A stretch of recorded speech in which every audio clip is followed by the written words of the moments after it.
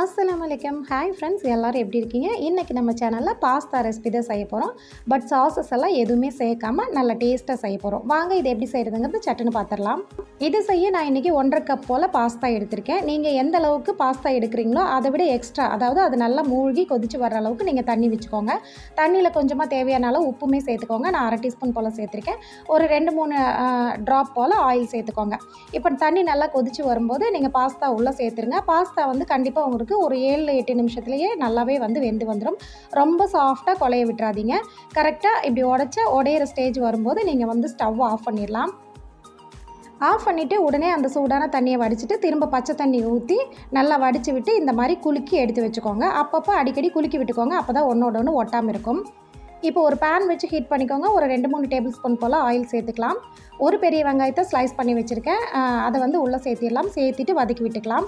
நீங்கள் வந்து எக்ஸ்ட்ரா வெங்காயம் வெஜிடபிள்ஸ் எல்லாம் சேர்க்குறாந்தா சேர்த்துக்கலாம். அது வந்து நம்மளுடைய விருப்பம் தான். இப்போ ஒரு 2-3 நிமிஷத்துலேயே பார்த்தீங்கன்னா வெங்காயம் ஓரளவுக்கு வதங்கி வந்துடுச்சு. இது கூட ஒரு 1/2 டீஸ்பூன் போல் இஞ்சி பூண்டு பேஸ்ட்டு சேர்த்துக்கிறேன்.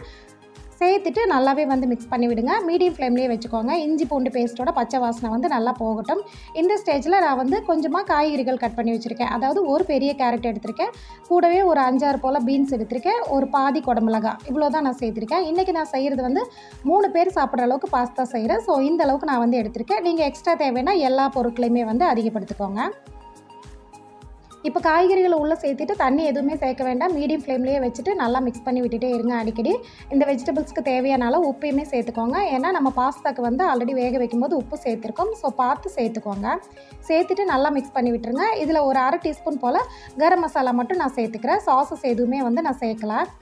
சேர்த்துட்டு கொஞ்ச நேரம் மிக்ஸ் பண்ணி விட்டிங்கனாலே உங்களுக்கு வந்துட்டு பாதி உங்களுக்கு வெஜிடபிள்ஸ் வெந்து வந்துடும். அந்த மாதிரி இருந்தால் தான் உங்களுக்கு ஒரு க்ரன்ச்சினஸோடு சாப்பிட்றதுக்கு நல்லாயிருக்கும்.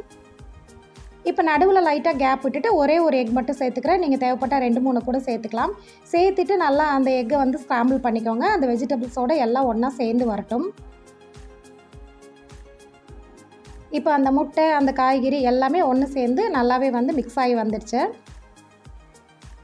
இந்த ஸ்டேஜில் ஒரு 1/2 டீஸ்பூன்லேருந்து 3/4 டீஸ்பூன் போல் பெப்பர் பவுடர் சேர்த்துக்கோங்க. கண்டிப்பாக இந்த பெப்பர் பவுடர் சேர்க்கணும். அப்போ தான் உங்களுக்கு டேஸ்ட் ரொம்பவே நல்லாயிருக்கும். சேர்த்துட்டு நம்ம பாயில் பண்ணி வடித்து வச்சுருக்கிற பாஸ்தாவே வந்து நம்ம உள்ளே சேர்த்துக்கலாம். சேர்த்துட்டு நல்லாவே வந்து மிக்ஸ் பண்ணி விட்டுருங்க. பாருங்கள், நான் பாஸ்தா எந்த அளவுக்கு சேர்த்துருக்கேன், வெஜிடபிள்ஸ் எந்த அளவுக்கு சேர்த்துருக்கேன்னு பாருங்கள். இந்த மாதிரி சேர்க்கும்போது வெஜிடபிள்ஸுமே நல்லா குழந்தைங்க வந்து அப்படியே சாப்பிட்ருவாங்க. ஹெல்த்துக்குமே ரொம்ப நல்லது. இப்போ உப்பு காரம் செக் பண்ணிவிட்டு ஒரு 2 நிமிஷம் போல் நல்லா மிக்ஸ் பண்ணி விட்டுட்டு ஸ்டவ் ஆஃப் பண்ணிவிடுங்க. அவ்வளோதாங்க, சூப்பரான பாஸ்தா வந்து நமக்கு ரெடி ஆகிடுச்சு. ரொம்ப ஈஸியாக செஞ்சிடலாம், ரொம்ப டேஸ்ட்டாகவும் இருக்கும். கண்டிப்பாக இந்த ரெசிபி உங்களை எல்லாருக்குமே பிடிச்சிருக்குன்னு நினைக்கிறேன். இந்த ரெசிபி பிடிச்சா லைக் பண்ணுங்கள்.